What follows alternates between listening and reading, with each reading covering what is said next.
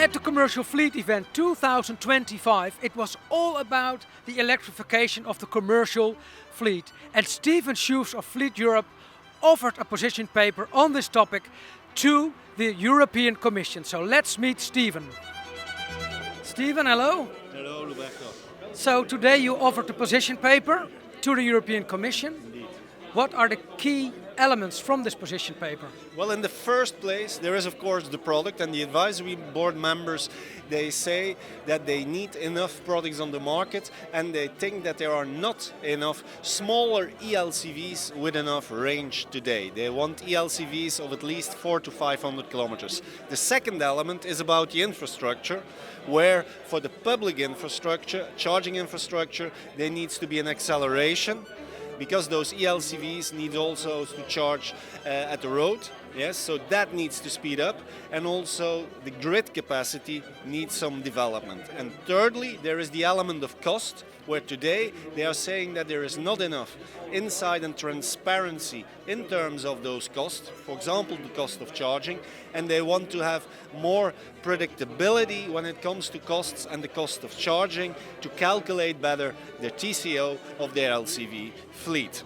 I already seen that some of the recommendations are moving towards the direction that we would expect. We will investigate it, and we will also share with colleagues as well. Thank you for that. So the position paper addresses the most challenging part of electrifying the fleet.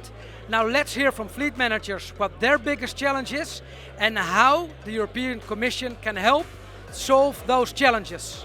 I think that the major problem right now is infrastructure when talking about the transition to EVs. Currently for us the biggest challenge is really the availability of products from a manufacturing point of view, not the different kinds of type of vehicle, but really getting the quantities we need from the market. We've been doing a lot of, let's say, smaller range routes with the current payloads and in the current regulations. But I think if we really want to scale up, we need to have lighter solutions, cheaper solutions. The regulations need to change so that you can drive with more payload in an electric vehicle. I think the European Union could support with providing a different incentive schemes for public infrastructure, or provide a sort of barrier for increasing the cost of electricity in the present infrastructure that is currently public.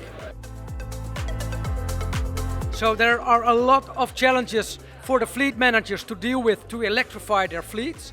Ben Very, our LCV fleet expert, these kinds of events, or especially this event, how important is it to support the electrification? I think it's absolutely important. I think we saw that the challenges raised in the position paper were clearly reflected in the discussions and the debates that were going on in the room throughout the day and a half that we've been here, and it shows that these challenges are real and they're being manifested in day-to-day fleets every day.